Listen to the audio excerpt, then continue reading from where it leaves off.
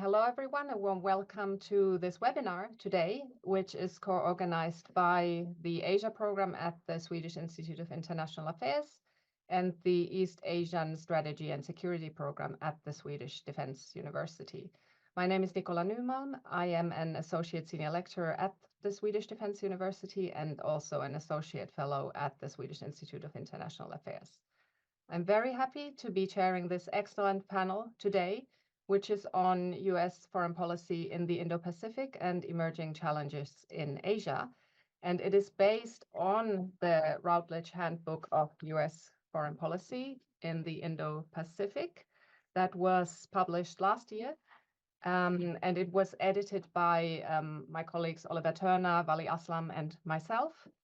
And today, Wali and we have invited three international experts on US foreign policy in the region to both comment on the book, but also based on their particular research and professional expertise to discuss more recent developments in the region.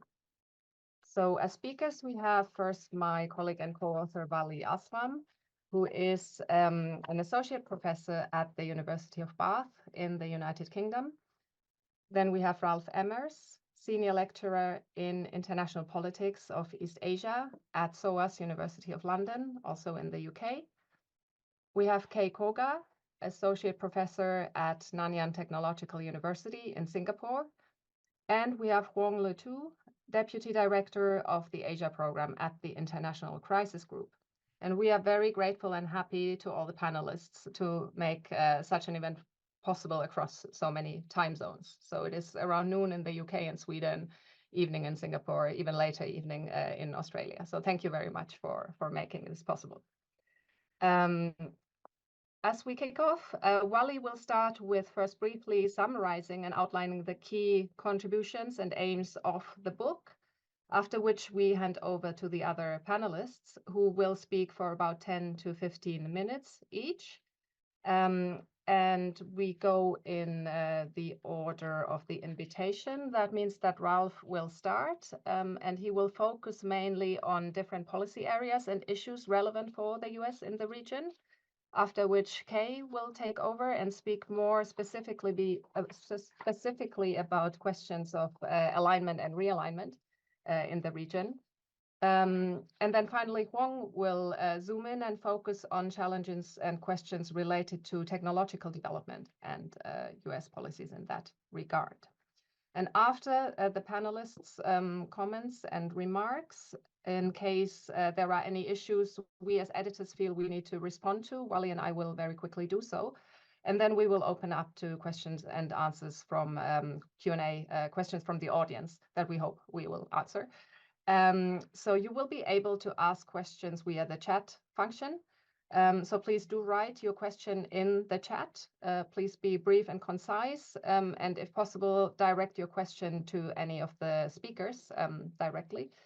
And please do not forget to also write your name and if you have one, an institutional affiliation. And we will try our best to answer as many questions as possible. Now it is finally time to hand over to Wali. Thank you very much for being here. Thank you, Nicola. What I will do is I'll quickly talk about the broader historical context in which the book is situated and through which we would encourage you to look at the book. So I'll take you quickly back to roughly around the beginning of 1990s, with the end of the Cold War and the emergence of the United States as the sole superpower. But it is a superpower that we have seen without a mission. And it is looking for challenges and opportunities and to define itself through those challenges and opportunities across the world. At that time, of course, Asia and especially China is still not as big of a player on the global political scene. And the Clinton administration talks about engaging with China and through engagement, hope for a democratic change in China. And that way we enlarge the community of democracy. So the policy of engagement and enlargement. Not fully mature, type of an engagement with China, but some kind of an understanding that that is where the future outlook is. And then we see the arrival of the George Bush administration, and those of us who are old enough to remember will recall that the first 7 or 8 months under George W. Bush administration, from roughly year 2000,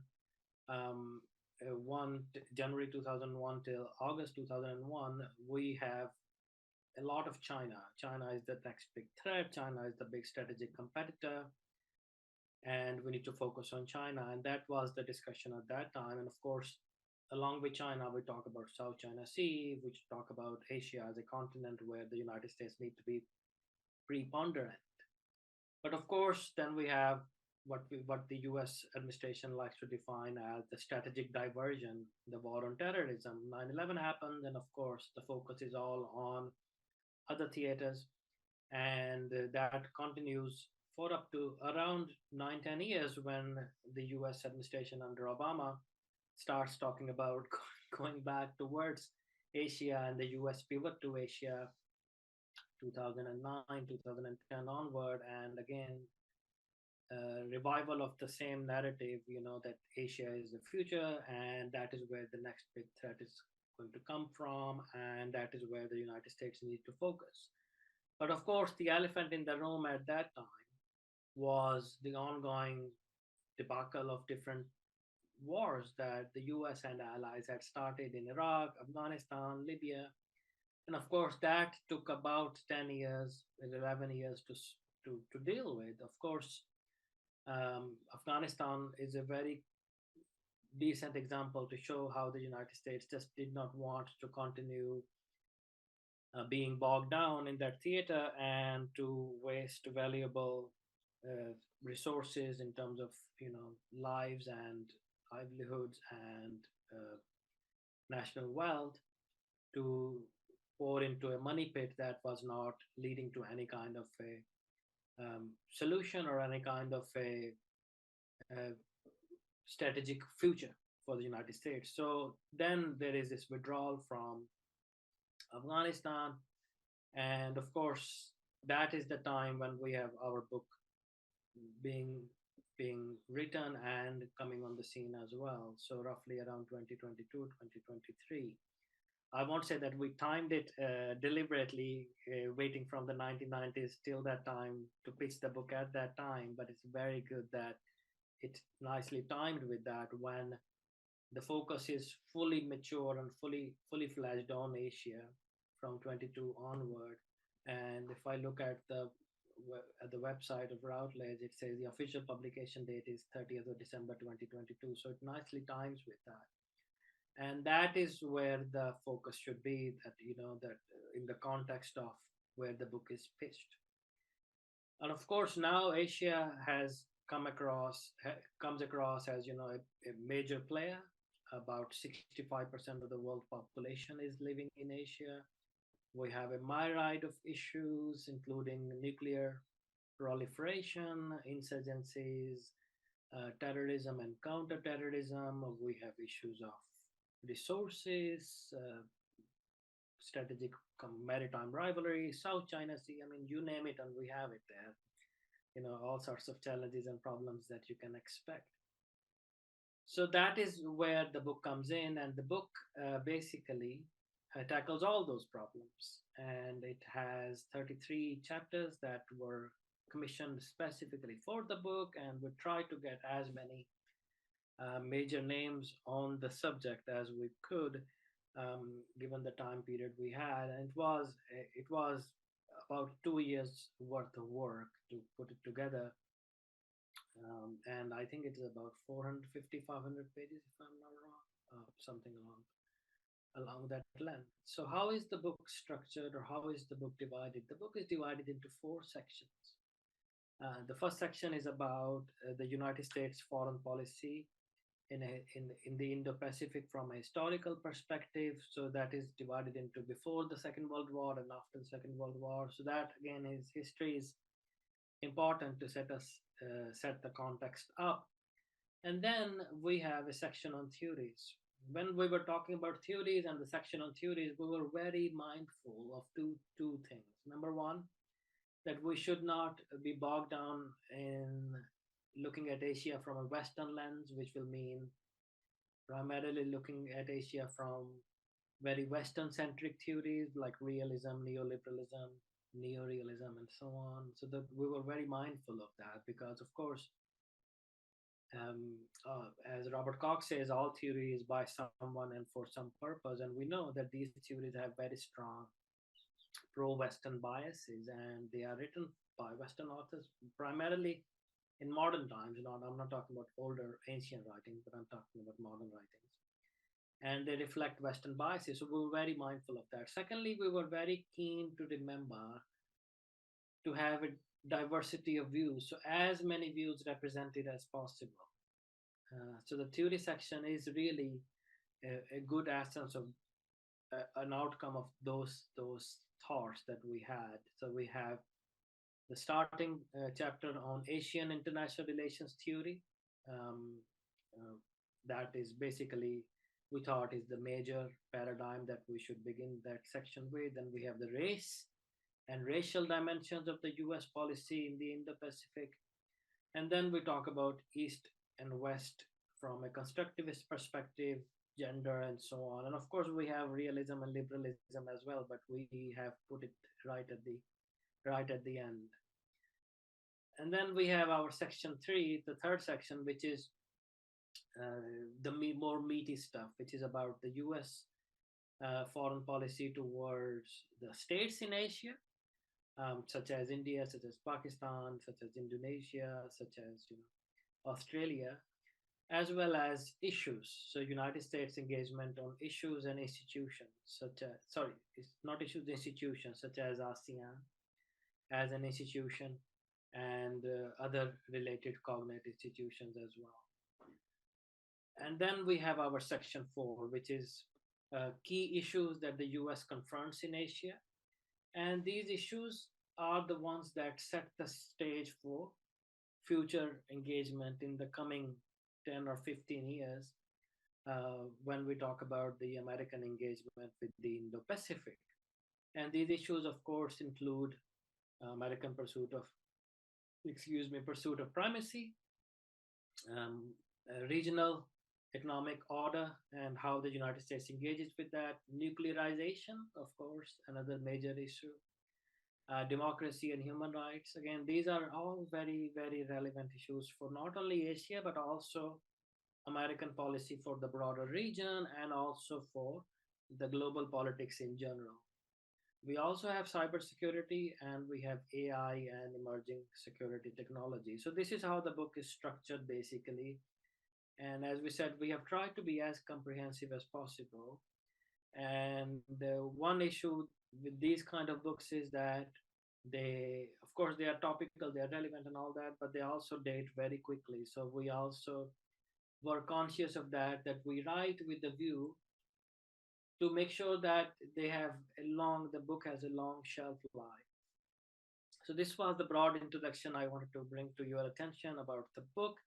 And I will pass on to our colleagues and back to Nicola. And I'll be very happy to take any questions on what I have talked about. But it'd be good if you specify in your questions who you would like your answers to come from. So we'll be very happy to answer. But over to you, Nicola, again. Thank you. Thank you very much, Wali, also for setting the historical context of the book. And as you say, it was published at the end of 2022. And I think most of our authors, they had just started to write about what US foreign policy in the region under the Biden administration will look like. So now, of course, we know a little bit more about that. And also other issues have evolved. So that's why it is our pleasure to not only focus on what has been said in the book, but to draw on our speakers' expertise to develop on their particular area. So thank you very much, Wali. Now I hand over to Ralph. Thank you, Nicola. Thank you very much for your very kind invitation. And let me start by congratulating all the editors for what is a fantastic collection of essays. I know we have a very diverse group of participants today, but I think it's a must read for all of you, whether you're from academia or government or the private sector, because it does provide such a comprehensive review of US strategies from very much basically since the Cold War onwards. It's focusing on historical dimensions, theoretical, thematic, bilateral, multilateral. But beyond that, I think what's really remarkable about the book is actually the book contributors. It's a very eclectic group from around the world, junior, little bit less junior people. I mean, I was amazed to see a great chapter by Robert Sutter, for instance, in a book like extremely well known in the field. It's obviously very timely and valuable, but I can already imagine a second edition in the coming years. As you mentioned, all of the chapters touch on the Biden administration, sometimes a little bit briefly. And of course, in light of what's going to happen in the United States later this year, I think a second edition is something that you should already start thinking about. Let me say a few words specifically about section 4, which is the one that focuses on a series of policy areas. Kay will bring you back to section 3, I believe, and Hong, I promise not to say too much about cyber and artificial intelligence, because I know you'll be focusing on that. So what's fascinating about section 4 is that it touches on nuclear strategy, democracy and human rights, Belt and Road Initiative, cybersecurity, and artificial intelligence. And you would think that there are no immediate overlaps between all those topics. But what was fascinating to see is the extent to which all of those topics are actually linked and interlinked in the way they are approached by the United States. Because in all those areas, you basically see 3 immediate US interests arising. The first one is clearly the commitment to preserving peace and stability in the region, but doing so as an offshore balancer. And this brings us back to the Nixon doctrine and in the early 1970s, where the United States decided to some extent to pull out from the region and to undertake this role of offshore balancing. And so far, the US has actually been very successful in trying to preserve peace and stability in the region through that role. The second key interest that you see across all those themes is the push for an open economy via trade and investments, as well as providing access to the US market. Whether you're looking at cyber, at AI, and other topics, you do see that very strong political economy story in the narrative. Finally, and perhaps not sufficiently addressed nowadays, is the long-term commitment by the United States to promote democracy and human rights. And it was really good to see an individual chapter being committed to that area, sometimes viewed with skepticism. But I think this notion of the US as an idealistic power is one that we need to keep in mind. And again, a lot of that is, of course, being done through soft power, but also economic engagement. So those are the 3 dimensions which you see across the different themes covered in section 4. What you also see is that in every single one of these dimensions, there is the China challenge. And that was really interesting to read, because you would have a tendency of thinking that China is predominantly a challenge in only 2 areas, economics on the one hand, and increasingly also in the military sphere. But in fact, that is not the case. China is now a challenge for the United States in cyber, in AI, and my friend Hong will probably touch on that. But it is also increasingly an alternative in, for instance, the area of democracy and human rights, providing some countries in East Asia, especially, with an alternative approach to the one that the United States is trying to engage them with.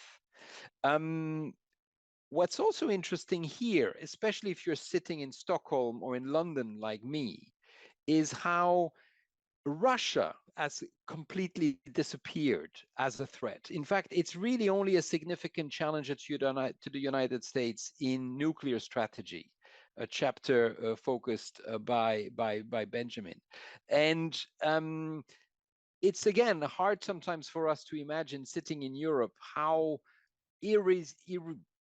insignificant Russia has become in that part of the world, while it is completely the China rise which is there.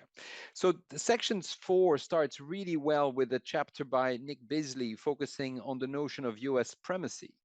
And in fact, that theme of how the United States is trying to preserve that preponderant position is then examined through all the chapters of that particular section. And again, the challenge, irrespectively of the theme, tends to come from China. In fact, it's more than a challenge. In some areas, China is now becoming a very viable alternative. And this is, for instance, highlighted in the chapter on the Belt and Road Initiative. Now, when you keep that theme of U.S. primacy of preponderance, it's important to remember, and again, it's highlighted in the chapters, that the threat is not only just coming from outside, i.e. China, it's also coming from inside. And this is something, again, that is highlighted across the chapters, where very often it's the U.S. shooting itself in the foot when it comes to preserving its dominant position. And so 2 areas that I think are highlighted in the chapters. One would be, of course, the lack of a coherent economic trade policy. And this became very obvious from within the first 72 hours of the Trump administration, when President Trump decided to pull the United States out of the TPP, the Trans-Pacific Partnership. And essentially since then, we have not seen a coherent US trade policy, to the extent to which, where you now have multiple trade agreements being negotiated in the region, and the United States, together with India, is not a member of most of them. So what's also worth noting, I think, for the audience, is that here we see an immediate continuity between Trump and Biden. As much as we want Biden to win in November, I think it's important to highlight that when it comes to trade policies, there has been no real change in policy from Trump to the Biden administration. The second area where the United States sometimes shoots itself in the foot, of course, is when it comes to its own domestic politics. And you have that chapter on Congress, where Asia has over the years become a bipartisan issue, but very often for all the wrong reasons, where the notion of a China threat is now so monolithic in Washington that it can no longer be discussed with any sense of gray. I mean, it's black or white, whether you're a Republican or a Democrat. And that to some extent undermines what the United States can actually achieve in the region, but also what it can achieve in terms of engagement. So keeping those 2 factors in mind, I think it's important. So what about the future? And then I'll end on that note. The future of U.S. engagement, again, across those four or 5 areas picked up in chapter 4, in section 4. Well, I think there are several scenarios which are mentioned by the authors, and I'll put them to you. One is potentially a more assertive leadership coming from the United States in the years to come, i.e. more unilateralism. A second one could be probably where we've been in recent years, which is a notion of a more reactive type of leadership, wanting to preserve primacy, but very much doing this in a reactive kind of way, reacting to developments in the region. A third scenario, which is sometimes mentioned but very quickly dismissed, is the possibility of sharing power with China. There might, however, some areas where that might be possible. Climate change, I think, is one chapter that should have been there, and the second one could have been maritime security. Those are areas where potentially you see some areas, especially climate, where there could be a little bit of sharing of responsibilities with China. Finally, and that will really be my final thoughts, I think it's important to remember that the United States increasingly operates in what is now a multipolar context in the Indo Pacific. It no longer has full agency. And as a result, a lot of its policies vis-a-vis those themes and those areas will very much also depend on others. And I've said already quite a bit about China, but I think it's also important, and that's, I'm sure, what Kay will be talking about as well, to look at all the other significant major powers, countries like Japan, South Korea, Indonesia, Vietnam, and Australia, especially, come to mind. And how much the US can actually do in the region will very much depend on those countries. Very, very final thought. It will also depend on the multilateral architecture that the US can operate in. As highlighted in the handbook, this architecture at the moment, or at least the ASEAN-led architecture, doesn't fit with what the Americans are trying to achieve in the region. So there are reasons to be a little bit pessimistic on that front. But Nikolai, I'll end here, and thank you again for the opportunity to comment on an excellent contribution to the literature. Thank you. Thank you so much, Ralph, for your very insightful comments and also for suggestions for future chapters for a second edition. And it is really interesting what you say about that, you know, all these topics converge on a China challenge or opportunity, or depending on how you see that. And I remember we had these discussions with the authors, and when we were setting up the book, that this cannot be a book about China. It is about, you know, broader issues and other actors. But of course, it, as you say, it is also a common thread in all the issues and regarding all the actors mentioned. So thank you very much. I'm sure there will be a lot of potential for discussion here. Now we move over to Kay. Thank you very much. Thank you for having me here on this webinar. And I also want to congratulate all the editors and also the chapter writers for this excellent book, because as the Wali already mentioned, this is really such a comprehensive, kind of comprehensively covered theoretically and conceptually and also regionally well, like in the Pacific. So I really enjoyed reading it. I mean, like I've actually written some of the in the Pacific strategy of the regional states, particularly focusing on the Japan, and then I was really interested in the how the United States also had kind of developed this relationship with those important states in the Pacific region. So my role is to kind of quickly discuss the relationship between the U.S. Indo-Pacific strategy and then also the Indo-Pacific states, and then including the coalition building and also alignment slash kind of realignment. And then also I would like to kind of talk a bit about the origin of the concept of the contemporary Indo-Pacific strategy.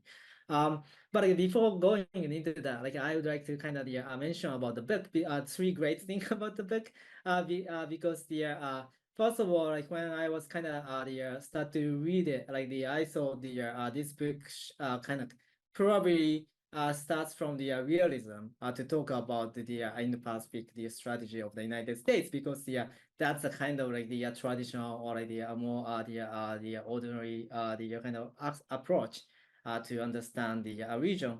But then when I actually read the first several chapters, then like I found like that like theories are really kind of there are variety of theories in the chapters, including the obviously three major American theories, and also the post-structuralism, post-colonialism, and then also the race and gender theories.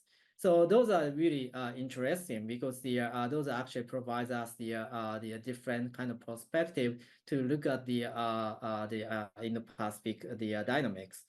And then also secondly, GRIDS actually has the great regional coverage. That as usually, like when we talk about the US strategy, we tend to focus on the East Asia, which includes basically the Northeast Asia and the Southeast Asia. But then it actually includes the South Asia and also the other kind of institutions, including the ASEAN. So I thought that's really good to cover. And then also like I want to actually add a little bit more. Maybe like the other second kind of like the edition, like it might be better to include the Pacific Islands, I think, because that is the kind of the area where the United States also kind of started to engage in the context of the US-China strategic competition. But like, I think like they have also the Pacific Islands have their own kind of agency too, and then how they actually see those kind of strategic competition matters. And then shapes the US strategy as well. So in that sense, I think like this is maybe like I know like this is a really huge volume, so that like you can't comprehend like everything in the one thing. But I think like you may want to actually touch on the in the future about that. And then also good thing the continuous the chapter 3 has the many kind of detailed illustration of the bilateral relations between the United States and the important countries in the Indo-Pacific. So it's really helpful in the understanding the historical development, because it's not actually starting out from the 2000s or so. It's actually starting out from the post kind of the World War II, or even the World War II too. So in that sense, I think like these are really great kind of aspects of the book, and then I actually really enjoyed kind of reading kind of quickly through the skim through the those kind of chapters. But now like just kind of moving on to the what I kind of want to comment on the US kind of in the Pacific is I think the US in the Pacific strategies are pretty much based on its reformulation or reorientation of the foreign policy toward the East Asia and then beyond.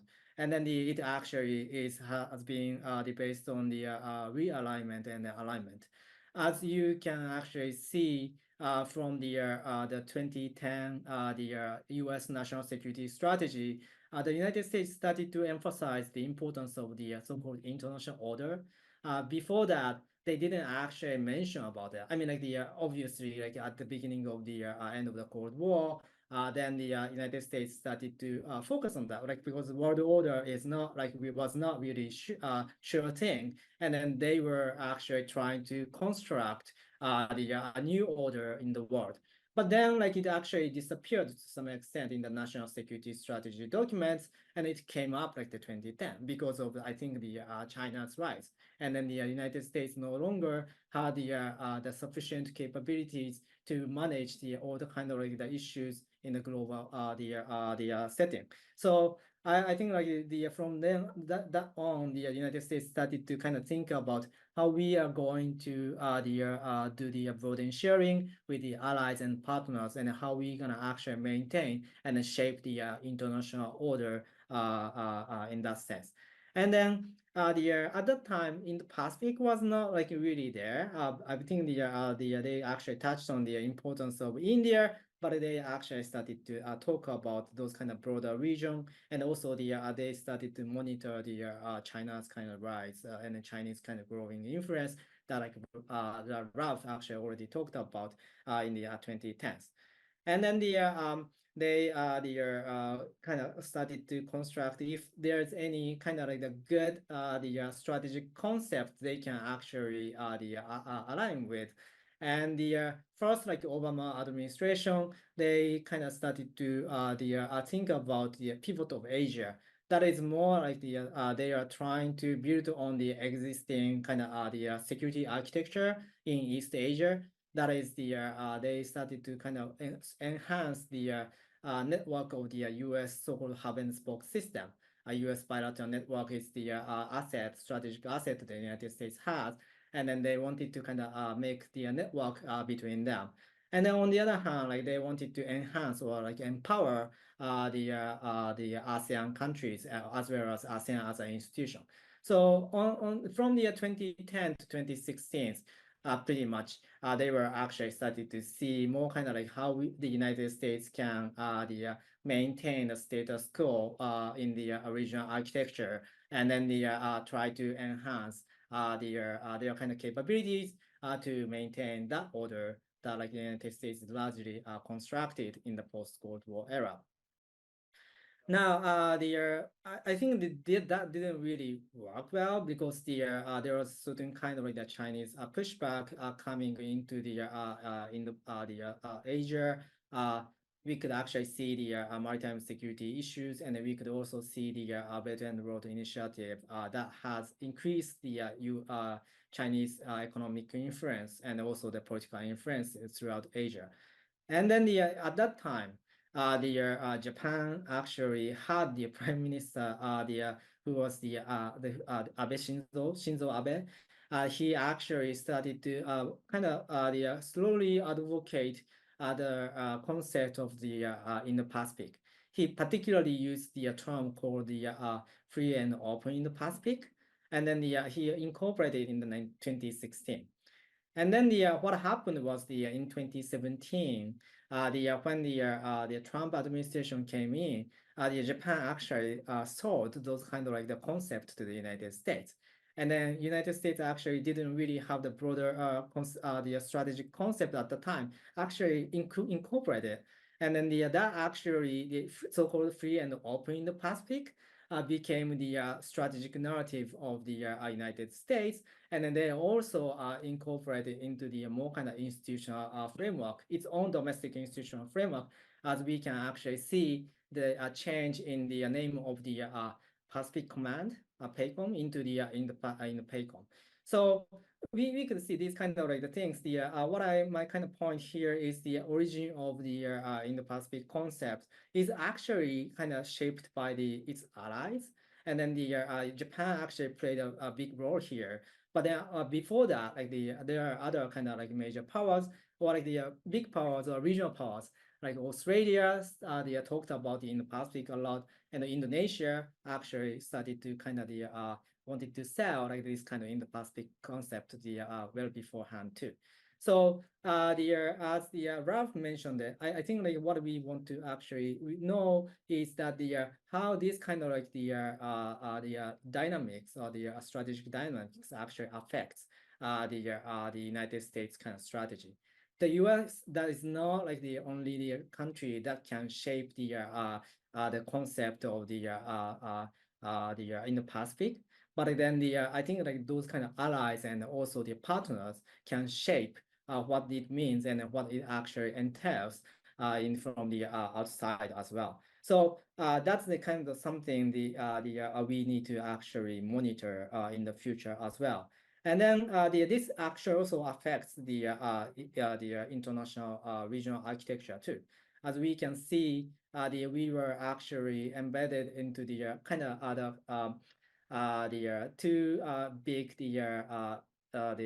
strategic institutions in East Asia, that is the U.S. hub and spoke system, and also the ASEAN-led multilateralism.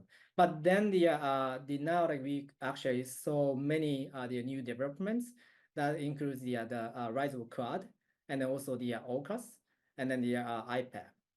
But the Quad and AUKUS were not actually initiated by the United States only. The Quad was actually initiated by the other kind of regional institution, the regional country, particularly the Japan. And the AUKUS is actually initiated by the Australia. So the United States was not like the only kind of primary actor. And then like these actual allies and partners actually started to align and then realign with those kind of different actors, which was not really conceivable in the immediately after the Cold War, post-Cold War era. But then I think like those are the important issues that we need to actually take a look at into. And then I think I guess I looked through the chapters in the section 3, and then that was great. I think the new development actually came in like after the 2020 a lot. So maybe like in the second section, I think like there's gonna be like a more update about this kind of like the development, and then that would actually comprehend the from the more kind of historical perspective of the bilateral relations to the contemporary relations as well. So, but like, overall, I enjoy like the reading through those chapters. But thank you very much. Thank you very much, Kay, for your comments and also for, again, new ideas for more chapters. And it's great that you also talked about the term, the Indo Pacific, because again, that was also something we discussed, because that was a term that, you know, initially Routledge brought up. So that was supposed to be the title of the volume. But of course, we also were discussing, well, this is not just, you know, a title, it's also a political project. So how, you know, do we deal with that? And we dealt with it in discussing it a little bit in the introduction. And then, if I remember correctly, the chapter on post-structuralism actually looks in detail into the emergence of that term. So thank you for bringing that up, and also for highlighting the fact, as you said, that maybe even surprisingly, given sometimes the voiced kind of disrespect for US allies under Trump, that you actually could see that there still was, you know, a lot of influencing and working together in these kinds of issues going on. So great that you brought that up, and I hope we will discuss this more later in the Q&A. Thank you so much. Now we move over to Huang. Thank you so much, Nicola, and thank you for the invitation. And it's great to be among great friend Ralph and Kay in particular. I haven't seen you in a while, so it's good to reconnect. It's actually my first event with a Swedish institution. I've never been to Sweden, but as a child, I love watching soccer and football. And for some reason, even never been to Sweden, Swedish national team was my favorite and was always cheering for it. So when the invitation came, I could not say no. But the book was really fascinating for me, and I wanted to focus on the last tail end 2 chapters because they really opening up, in my sense, new avenues that, like Ralph and Kay, I'm going to suggest that the next is a kind of segue to the next project of yours, because it is very important domain and area that keeps evolving, and it's fair enough that perhaps academic publication are not in tune and in line with the timely development of tech, but it nevertheless is very important, and it keeps expanding as we speak. I also would like to congratulate all editors and authors, everyone involved in this huge volume. A great deal of work and thinking has gone into it. Obviously, as policies develop, there are new areas that could be developed, and as well as responses to US policies, because I think what I've been missing in reading the chapters is that we know what were the intentions, objectives, or some even policies announcement, but we not necessarily learn as much from the outcome of them or responses to them and reactions from the region, but also how, when we talk about in the context of great power competition with China, how China reacts and responds and adopts its policies to this ongoing competition, including in the tech sphere. So I wanted to speak about the two last chapters that talk about cyber and AI, and I'm sorry to be dumping the two into one. There are very obviously very intricate issues that are written into these 2 chapters, very challenging indeed. I think the first chapter talking about cyber did a great deal in in summarizing the national policies of the US and how cyber started to feature in national security strategies under Trump, and then of course carry on under Biden, also how it features prominently in the Indo Pacific strategy and competition in general. And then AI is talking about sort of new Sputnik moment, right? I don't need to kind of convince anyone here that how important tech is. In general, we are able to connect because of tech, but also from my conversations with the American officials, I often hear that data is new oil or cyber is new nukes, because it's really so penetrating in any aspect and domain, really going to be deciding force in new developing modern warfare. You cannot talk about national security without talking about tech. You cannot talk about economic or political economy when you when you talk about tech. National security, critical infrastructure, scientific development, R&D, and reset and leadership that US had long had, but now sort of waking up to a close peer or competitive peer. And therefore, when this whole issue of great power competition, especially tech, started to emerge under Trump, he said that this is a competition that US cannot lose, right? When it came to 5G and Huawei ban.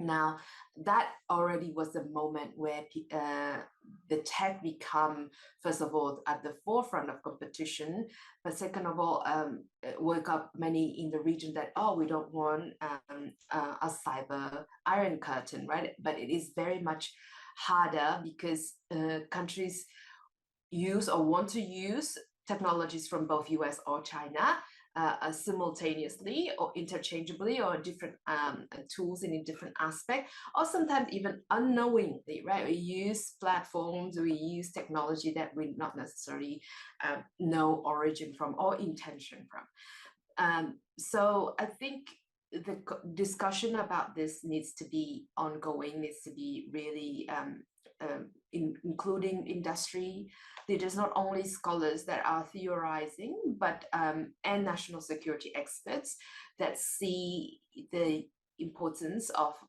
the usage and policy. But also what is missing, I think, from the two chapters is not sufficiently including the commercial actors and their interests, because yes, you can talk about US tech policies, but can you say that commercial big tech companies are working and reflecting the American national interest in their work or not? I'm talking about, for example, just as we speak today, the chief of Apple is in Vietnam expanding investment, which is obviously very well welcome, but it's obviously a big corporate that has its own interest, sometimes mirroring the national interest, but it has interests of its own. Many of those tech corporations actually have their income bigger than some of the local regional countries' all national GDP. So we are talking about very many actors. So not just state actors, not just US policies versus Chinese policies, and that was easily framed. So when the Huawei ban and 5G was at a discussion, now of course we move on, but there are of course big tech involved in that.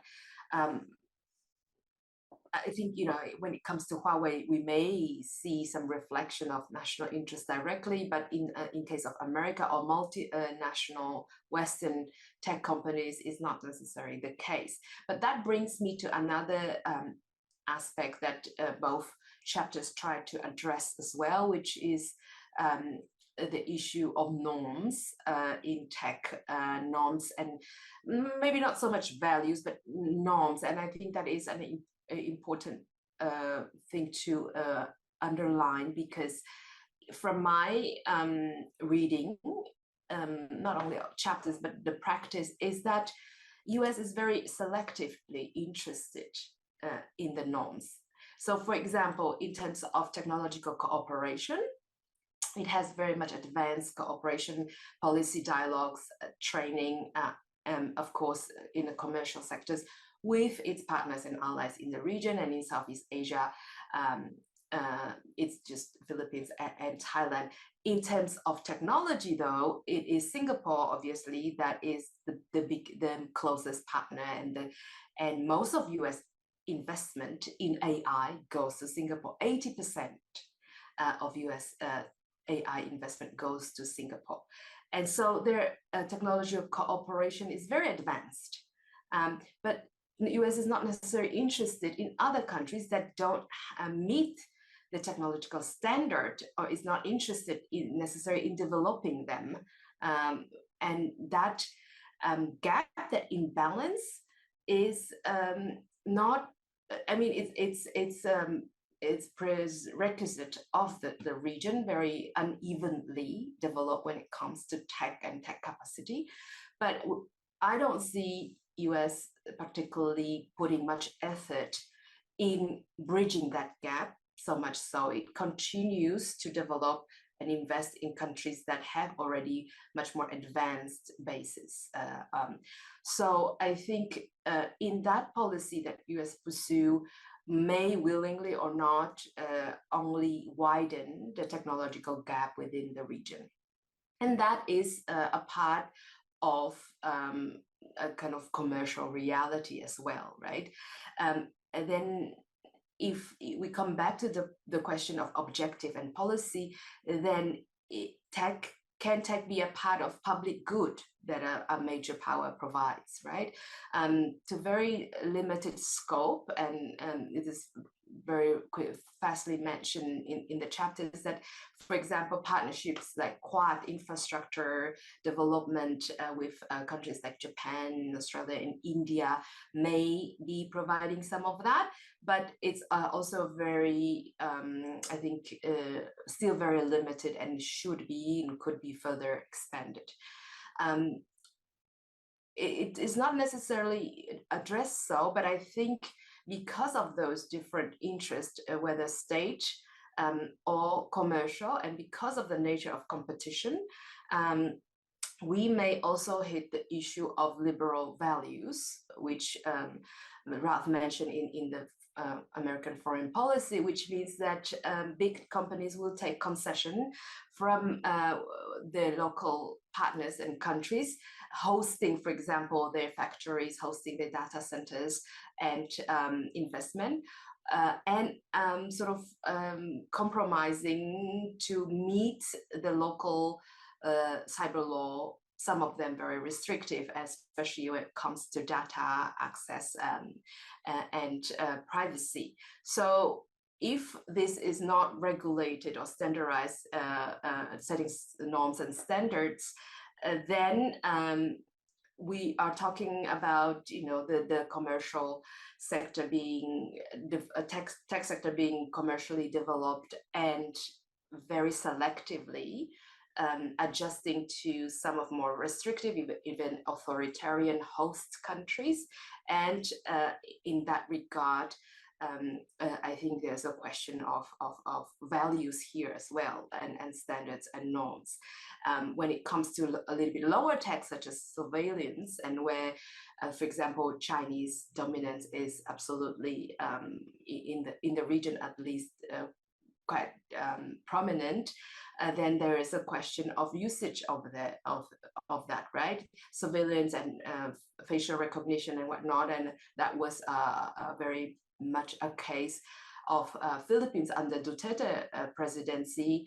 And then we can hit also an issue of authoritarian versus democratic regimes and systems and usage of tech. So I think all of that is to say that tech is not a one domain, is one aspect, but really encompasses everything in American foreign policy or defense policy, and obviously in terms of great power competition. And I think that what would I want to see in the future volumes as a continuation of the volume is regional responses to American tech policies, standards, as well as their attempts and policies of competition. Now under Biden, as a continuation, we're talking openly not only about trade war but also tech war, right? Chip war, new sanctions, and I think as much as many countries in the region ring alarm bell that they are concerned about this intensifying great power competition, some of them are also able to find opportunity in this, and this perhaps is this particular section of the time that they actually can benefit from that tech competition, with many companies relocating from China to Southeast Asia. I mentioned Vietnam, but also Malaysia, Indonesia, and Thailand are a very preferred destination. And by that, I think it is the commercial actors that are bringing up a little bit the base of technological capacity of the region rather than state policies, right? I think it's often by calculations. Well, yes, there is sanction there, but also there is calculations of affordability, and ultimately it is commercial companies' decision whether and how and when they relocate.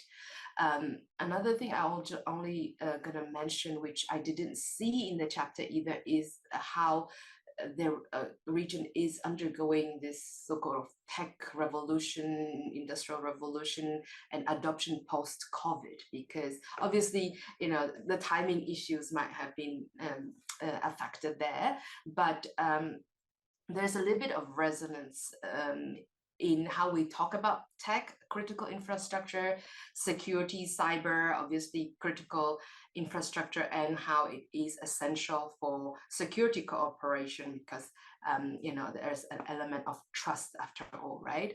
And when it comes especially to national security. But in the region post-COVID, during COVID and post-COVID, tech is understood mainly as predominantly, and you see all the regional countries' economic strategies, but also ASEAN announcement is predominantly understood as an opportunity, economic opportunity, adoption of digital trade, digital economies, and the opportunities not often are, because it's so easy and so fast, the adoption is not often in line with cyber standards and security. And I think that wasn't sufficiently addressed in the chapters, which is obviously kind of invitation for the next round. I could go on for quite a bit when it comes to tech, because there are so many things that this word alone would inspire. But I think just to wrap up is that rather than seeing the great power competition through the lens of binary conflict, war, or peace, I think more than anything else, tech especially is manifesting or displaying that the fact that it is a continuous evolving combination of collaboration, conciliation, confrontation, and perhaps even conflict. And tech is the demonstration of that. So I'll stop here and looking forward to the discussion. Thank you so much, Huong. Again, great suggestions for a future volume. Maybe we will also approach you with some of the issues you mentioned. And I should say that both the commercial actors and the responses would be a great topic to address further. We did have initially a chapter that was speaking about perceptions of the US very broadly. As you might know, with so big projects, sometimes chapters get lost. So unfortunately, that was a chapter that we lost on the way. But it would be really great to have something more specific on that in the future. And I was also thinking what you were, just one aspect you were mentioning, the norms in tech, and the idea of tech as a public good, because that is also something that we now, again, we can see some competition there between the US and China when it comes to the Belt and Road. So some of the US responses try to address that issue, the digital Silk Road, and so on. So that is also something that is really, really interesting. That could also be a chapter of its own. Thank you so much, everyone, for your excellent comments and ideas. Wally, is there anything you would like to say or comment on before we open up? I think it'll be great if we can just dig in right into the questions, because we have questions coming in. So over to you. Excellent. So we'll do that. So we have 2 questions in the chat, 3 questions. I will start reading them. I'm not sure whether you can all see them, but there's one question regarding to what Ralph was talking about. It says Ralph Emmers. It's a question from Lynn, who asked, Ralph Emmers mentioned that the People's Republic of China is presenting itself as an alternative to the United States in the region. Which countries are more inclined to ally with China and on what grounds? Do you want us to take a couple of questions, or should we go question by question? Maybe so far as I can see only 4 questions, we can go question by question, and then we start bundling them together if we are short on time. Sure, and thank you very much for the question. So I think most countries in the region stick to what they call don't force us to choose. They don't align themselves purely with one side or another. But what's interesting, of course, is that you see some indications of countries moving a little bit closer to one or a little bit closer to the other side. So on the US side, you have Japan, the Philippines, Australia, who are clearly at the moment tilting more towards the US.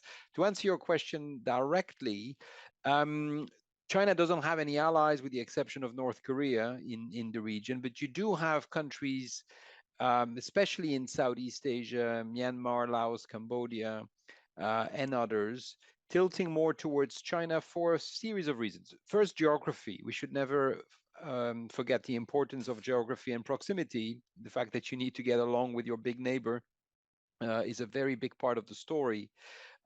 Trade and investment. I think here the importance of the Belt and Road Initiative, which we know is going through a rough patch at the moment and causing some difficulties in countries like Sri Lanka and others. But this availability of funding, which is not always possible coming from the United States, I think is a big plus.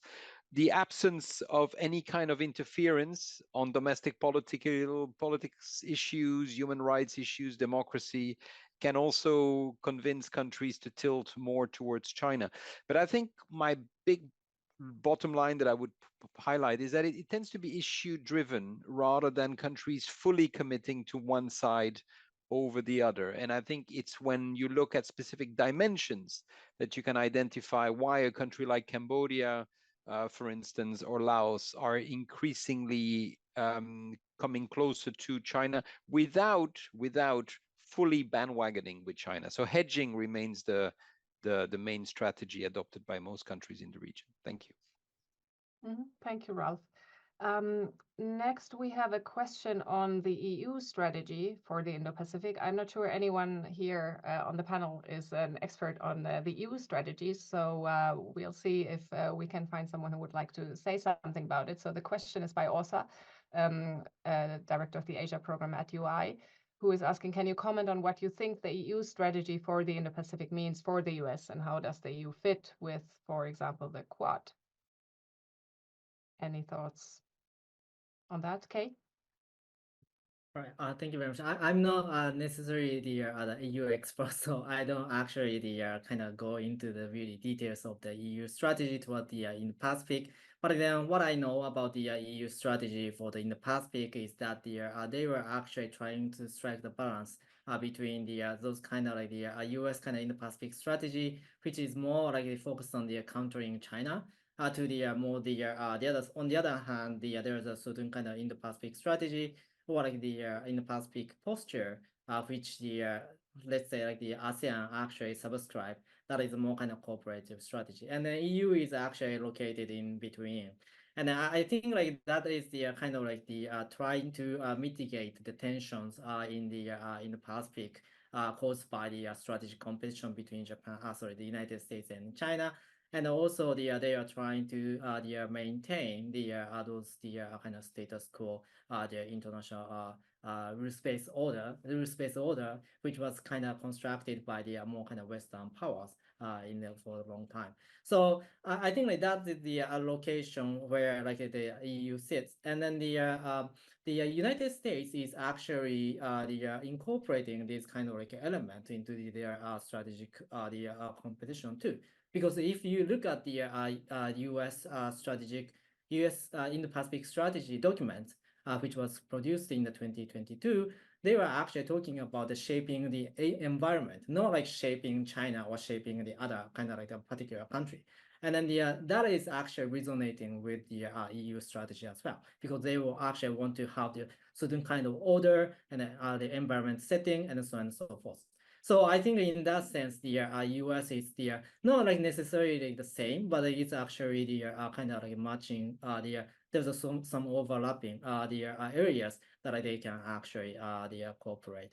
And then in terms of the Quad, Quad is now like becoming more like the not like security framework. It's more like the kind of like political framework and then the developmental framework. If you actually look at the agendas of the Quad, then like it's really like a broad range of the other things, including the infrastructure, the development, and then the STEM fellowship, also education, and then the critical and emerging the technology that the Juan was talking about, and also the other kind of global health, like the vaccine, and so on and so forth. So cloud becoming more like the public goods kind of provider in the Indo-Pacific. If that's the case, then I think that is actually again like the resonating with the what the EU strategy toward the Indo-Pacific. And then I guess that's kind of like the area of the cooperation that we can actually envision between the EU and Quad. But then in terms of the institutionalization, we don't know, because the Quad is also still evolving, and then we are not really sure if there's any kind of like so-called Quad plus or like Quad with the particular kind of like the countries that are actually focusing on the area of cooperation. So that's kind of my take for the EU strategy. Mm-hmm. Thank you so much, Kay. And I think your answer also touched on one of the questions by Ikra from Gothenburg University, who wanted to know how the United States engages with multilateral institutions and regional organizations in the Indo-Pacific, and what role they play in shaping regional governance and security architecture. And then we have another very broad question where I would suggest maybe each panelist can say something on that. Mohammed Sari is asking, what is the threat with China when we hear the term China threat? Where, you know, volumes, of course, have been written on this, but still a very important question, which probably also depends on who utters the term threat and who hears it. But maybe each panelist could say a few words very briefly on from their particular point of focus on this question. So should we start with Huong, maybe in the tech area, if that's okay for you? Yes, thank you for the question. I think it's a key question, really, to assess how countries align or realign or don't want to choose, because it is really propelled the national security strategies, that includes foreign policy, is really dictated by that threat perception. And to the degree they come out of the comfort zone or be more active and pursue new avenues, whether it's Quad, AUKUS mentioned, or whether they invest more in defense, including tech, or don't pay much attention to raise potential security threat from Huawei in their critical infrastructure. It's all related to that threat perception, right? So that's why you see the whole array of different responses in the region, be them in treaty allies that have change of minds or have different perception of threat under different administrations, for example, again, mentioning Philippines in particular, right? But also what kind of threat, like is existential threat, is a threat located and sort of contained in one area that can be worked and mitigated, or it is so existential to their national existence and well-being that all of their foreign and defense policy is to address that, right? So I think that common question to all Indo-Pacific or all whole of the world, that is sort of that different, the policy debate awakening to China's rise, whether it's a peaceful rise or actually a challenging rise. I think in Southeast Asia, you see that kind of array of responses, but precisely for with that in mind. Again, Philippines and Vietnam see threat as maybe sovereignty related threat, territorial, a challenge that China may pose as it is much bigger. The imbalance of power is growing, ever growing, and intent or will of provocation or asserting is bigger. And then we can of course extend to Taiwan and beyond. But other countries like Ralph mentioned, Laos, Cambodia don't necessarily have that threat perception, or even Indonesia that have some interest in South China Sea or North China Sea, but it's a little bit further away than, for example, Vietnam. So I think in that threat is really in the eye of the beholder, really, and it is continued to be so. But some of that, we see some convergence because of China's simple behavior, more aggressive behavior in general, have changed that threat perception, right? Because for a long time it argued of a peaceful rise, and some have bought into that, some longer, some shorter. But I think this threat perception is still very, very different in speaking about different countries. Thank you very much. That was a very comprehensive answer that I think covered the most important parts of this. Wali, would you like to add something on this question, or should we? No, I'll just quickly, because we have Ikra and other questions as well to answer. So I'll just quickly say that is why I think theories and having a section on theories and having theories in our lives is important, is because the answer to the question of what is the threat depends on which theoretical orientation you come from. Realists will talk more in material terms.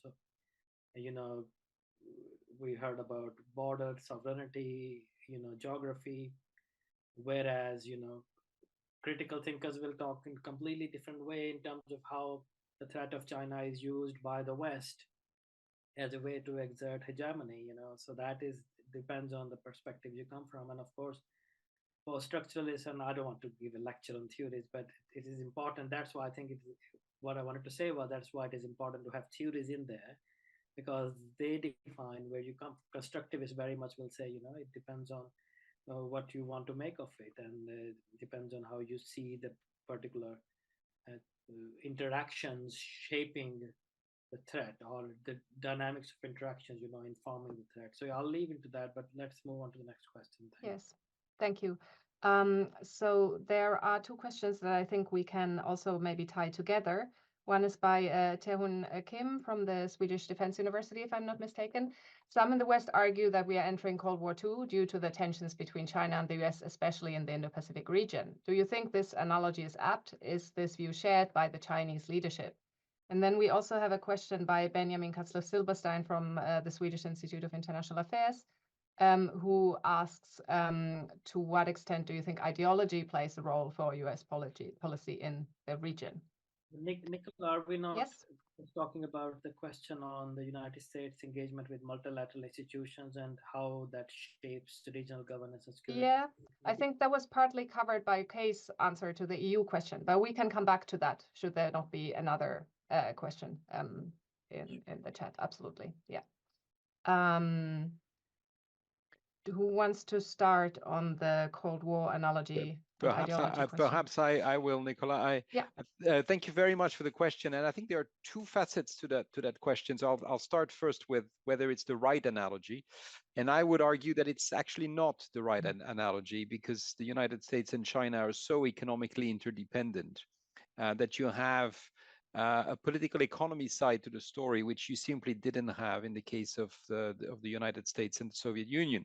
And so, having said that, I think a more useful analogy is the United Kingdom and Germany just prior to World War One. So it doesn't have a happy ending either, I'm afraid. But it's a more interesting analogy because here were two countries that were both strategic competitors, especially in the maritime domain, while being highly independently linked economically. And again, for those, especially from a liberal institutionalist point of view, arguing that economic interdependence will keep the peace in the Indo Pacific, sadly, there seems to be an historical analogy proving them wrong, or at least that we have to be cautious. But having said that, and addressing the second part of the question, it is true that when you travel to Beijing or other parts of China, you often hear that analogy of the Cold War. And so it looks like it has been internalized, it's been socialized in China. And so has it increasingly in the US context as well, where you increasingly have a bipartisan approach in Washington, comparing China to that great geopolitical threat that Russia posed. So while it might not be historically correct based on facts, it seems to be perceived that way, and that makes it obviously very dangerous. Mm-hmm. Okay. Thank you. So I completely agree with what Ralph said. I just kind of would like to add on what the United States was kind of thinking about the China. The last part Ralph touched on. I guess in Washington D.C. there's a certain kind of consensus that the China is going to be the issue. I mean the challenge that like the U.S. needs to deal with. But at the same time, there are a variety of the approaches to the China. So there is no kind of like such a like good rigid consensus in how to approach the China. I guess there are certain kind of like more like trying to explicitly like the countering China, but at the same time like there are actually there are certain kind of voices they are talking about what to deal with, how to deal with those kind of like the challenges in the future. So in that sense, if you take a look at those kind of the approaches, I think like there's a certain kind of varieties. And then if you actually look at the allies or like partners, there are many other kind of different the approaches as well. As the one said, the threat is not actually the kind of shared. They don't actually have any kind of shared consensus on what the threat is coming from. So in that sense, there's a variety of approaches, and seemingly we all understand like the challenges coming from China. Our approach is completely, or not completely, but then there are differences in it, and then that's the kind of like the difficulties to coordinate the policies and so on and so forth. Mm-hmm. Thank you. Huang or Wali, do you want to come in on that question? No, I might do later on, but there are more questions, so we should probably try to cover them. Yeah, so there is one more question on Taiwan so far from someone at Umeå University. My question is what role Taiwan has in this power equation. Can it be used as an asset for US policy in the region in terms of military leverage of US over China? Anyone who wants to? I think there's another question from Benjamin. Have we touched that? Oh, yeah, I tied that together with the Cold War question. Sorry. Well, maybe briefly on Taiwan, I think two dimensions that we ought to remember. First, when it comes to the United States, it's a Pacific power, but it's obviously not an Asian power. So its big issue is to be able to project power into the region. And so this is where having access to alliances is so significant. And so we should never forget that in the case of a conflict with China, Taiwan offers the United States with a very significant aircraft carrier just on the offshore from China. So there is a strategic significance of keeping Taiwan on the on the US side. And then, of course, there is the element of its credibility. A lot of what depends in the Taiwan question, as far as US is concerned, is how credible it is as a friend of Taipei. And therefore, if its credibility were to be significantly undermined over that issue, then it's likely that other allies in the region would start questioning the extent to which they can rely on the US. So Taiwan has this double function as far as the US is concerned, of its credibility, but also its power projection in the region. Thank you. Does anyone else want to come in on the Taiwan question? Otherwise, there is one more question. If possible, I'll quickly talk about the importance of Taiwan for the way the United States wants to be seen in Asia, coming from a constructivist perspective and that identity perspective in terms of to what extent the United States can be relied upon to stick to its originals, the shining city upon the hill kind of identity or orientation, that it stand behind China. So if the future is going to be shaped by not only material rivalry but ideational rivalry, so I think Taiwan has a big role to play in that. Yeah. Just kind of adding on that. I mean, again, I agree. The ideological and then political and all influence and diplomatic influence are really important. But also, like again, like the military kind of perspective is also important, because if the Taiwan is taken, then like there's a significant consequences about the U.S. extended deterrence. Not like the credibility of the allies' commitment, but then because there's a kind of the China's power projection capability is going to increase massively into the Pacific Ocean, and then that actually creates certain kind of like I mean, like the nuclear deterrence kind of logic actually change, and then there's more likely the China would actually have the advantage in terms of the nuclear deterrence, and then they could actually create the more the bargaining power over the United States as well.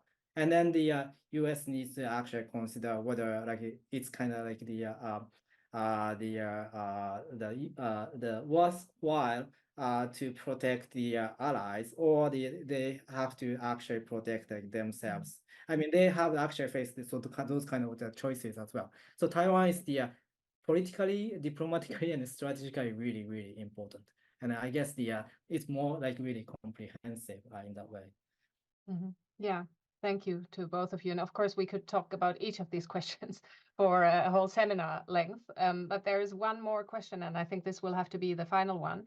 And this is by Philip Sandblom, who is asking, the US and Japan have in the past year initiated 2 trilateral partnerships with South Korea and Philippines. Would the US be interested into initiating new trilateral partnerships with other countries in the region as well? And are there any prospective states in the region that would be interested in engaging in a trilateral partnership with the US and Japan, which either explicitly or implicitly aims to counteract China? And I think here we have seen a very kind of recent example as a summit between the US, Japan, and the Philippines. Kwong, would you like to say something on that? Just quickly on this, and if I come back to the 2 previous questions just very quickly. Yeah. On this, I think Ralph already kind of put a finger on that early, that countries choose kind of issue by issue rather than full-on commitment. And that's also something that distinguished the current state of great power competition and regional reactions from the Cold War era, where they sort of fully committed and were on one side or another. I think countries have learned the lessons, perhaps, that it's not always beneficial to be fully committed, and they're hedging their bets. So there might be some, in some aspects, some appetite to boost security partnership, whether it's in bilateral, trilateral ways, but not others. So for example, I think Vietnam would be interested in collaboration and cooperation when it comes to maritime security in South China Sea, but maybe not necessarily so committal that it would be, a binding one that would meaningfully commit them to the other aspects of anything trilateral too. So it is very careful and pick and choose sort of approach. But just quickly to come back to two questions you asked about Cold War and Taiwan, and if I combine them by saying that all of those are actually a question about order. And what order we want to see, what is order that is going to be supported, who is going to be leading those the emerging order. I think there is certain agreement that the old order is not fully there. There are elements of it and we're still in it, but I think some elements are being shaky, being challenged. Perhaps some of them going to be also replaced. So for example, if Taiwan contingency were to happen, what would that mean to the order where, might makes right, for example, right? And how the regional countries, despite their unwillingness to get involved in conflict and preference for de-escalation, if such contingency really were to happen, they will also have to stand before this choice, right? What order they are supporting, right? Might make right, or actually, rules-based order, or based on international law. And similarly, the question about Cold War is, we are also pondering bigger question, which is, are we going back to bipolar or multipolar, and what would that mean? I don't think bipolar is feasible, but multipolar is actually very messy and quite unstable and perhaps even dangerous in many ways. And so I always say that be careful what you wish for, because during the multipolar war in the history, there were many conflicts and wars, and it wasn't as stable as bipolar era. So in advocating countries in the region say multipolar is more preferred, I'm not sure if the understanding of responsibility and polycrisis, multiple challenges at the same time, is fully understood as a part of that multipolarity as well. Mm-hmm. Thank you very much. Those were very, again, very comprehensive and thoughtful answers by everyone, and said it would be great to discuss for at least a couple more hours on these issues. But I think our time is coming to an end right now. So I would like to thank everyone. Thank you so much to all the panelists for joining us today. Of course, it would have been great to have this event in person. So, it would have been a first visit to Wong for Sweden, but maybe also for the other ones. Maybe we can look forward to organizing something like that for the second edition of the book, hopefully. So we will keep you posted. Thank you very much to also the Swedish Institute of International Affairs for arranging this, for making this possible. And thank you to everyone for attending and posing very thoughtful and engaging questions. Thank you so much.